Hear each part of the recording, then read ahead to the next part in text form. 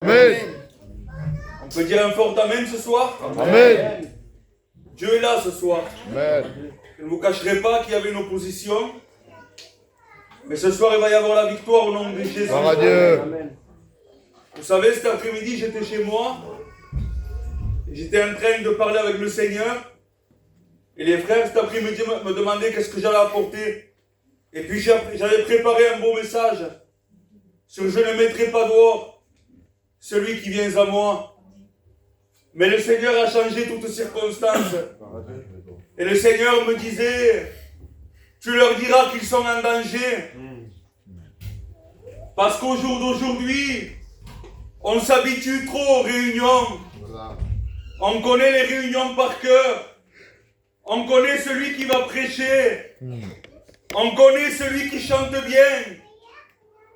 Mais en réalité, on ne connaît pas Jésus. C'est vrai. Et cela nous fait mettre en danger. Parce que nous faisons tout un peu comme les chrétiens. Nous allons à toutes les réunions.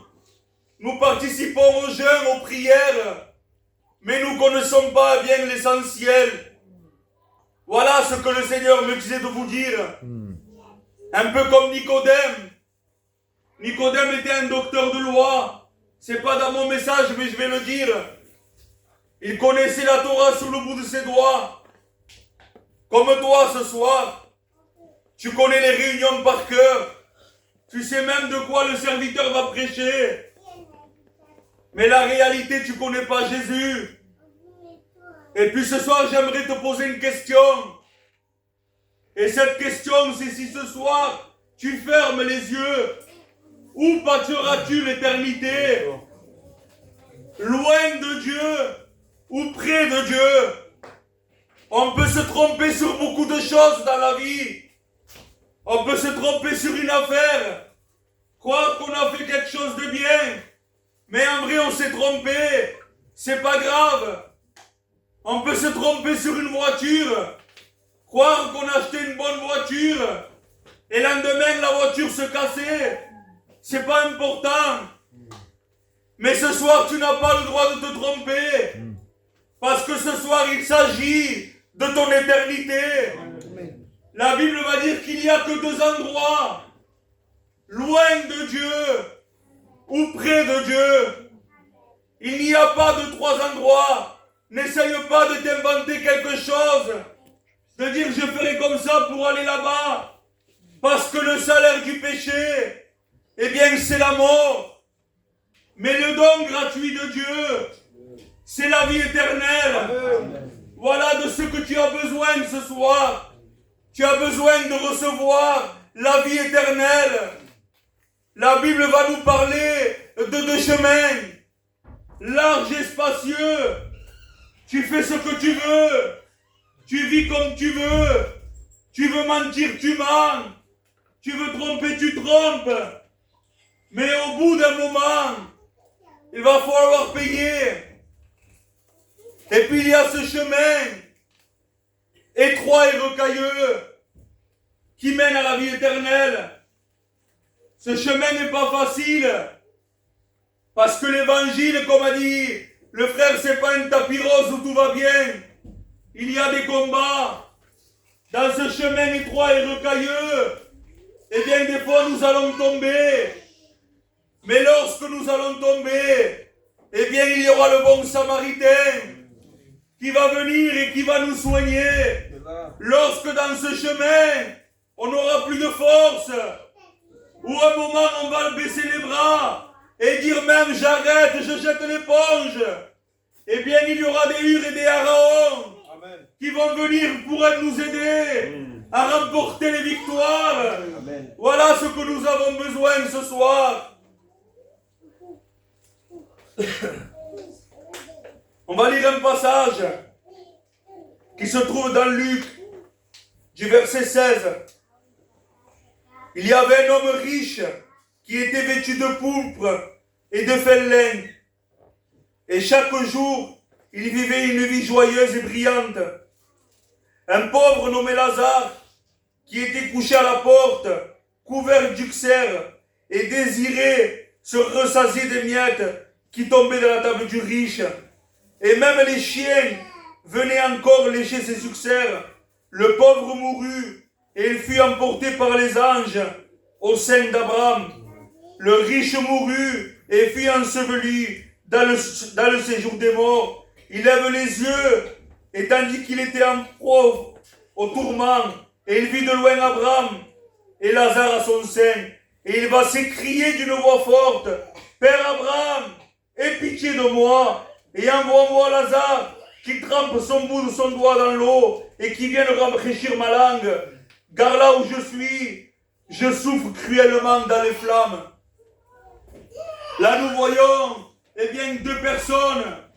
Une personne qui vivait sa vie comme lui il voulait, mais il a été transporté dans le séjour des morts. Et là, il souffre cruellement. Si ce soir, tu ne changes pas de position, voilà la destination qui t'attend. Loin de Dieu, dans les flammes, dans le tourment, dans les grincements de dents. Mais ce soir, si tu acceptes Jésus, eh bien, tu seras apporté dans le paradis, où il n'y a plus de pleurs, plus de deuil, plus de grincements de dents. Mais ce soir, il faut que tu prennes une décision. Ce soir, il faut que tu te tournes de tes mauvaises voies. Un jour, un homme va dire, j'abattrai mes greniers et j'en ferai des plus grands. Et puis le Seigneur va lui parler, va dire, insensé que tu es, ce soir même, ton âme te sera redemandée. Car le lendemain ne nous appartient pas. On ne peut pas ajouter une coudée à notre vie. Notre destination, eh bien, c'était l'enfer. Ma destination, c'était l'enfer. Mais il a fallu qu'un jour un innocent, quelqu'un qui n'avait jamais péché, eh bien, paye pour moi. Et il a aussi payé pour toi. Toi que ton foyer est détruit. Toi qui es pris par les angoisses. Toi qui es pris par la dépression. Ce soir, au milieu de nous, il y a celui qui est capable de te faire passer de la mort à la vie. Amen. Des ténèbres à la lumière. Plus d'angoisse. Je me couche et je me lève en paix, la Bible dira. Puis il va parler à ses disciples aussi. Et il va vous dire, je vous laisse ma paix. Non comme le monde donne. Voilà ce que nous avons besoin. Il ne demande pas grand-chose, le Seigneur. Mais il va dire, venez à moi. Vous tous qui êtes fatigués et chargés. Amen. Et moi, je vous donnerai du repos. Amen. Qui n'a pas besoin de repos aujourd'hui? Dans cette vie difficile. Dans cette vie pleine d'angoisse. Où même des gens ont des pensées de suicide. Eh bien, aujourd'hui, tu peux rentrer dans le repos de Dieu. Amen. Le Seigneur veut combattre pour toi. Le Seigneur veut se prendre dans ses bras. Toi qui n'y a plus de solution. Toi qui as grandi sans amour. Toi que même ton père et ta mère t'abandonnent. Eh bien, le Seigneur, lui, il ne t'abandonne pas. Amen. Il est là, il t'attend avec les bras ouverts. Ce soir, c'est à toi de faire un acte de foi.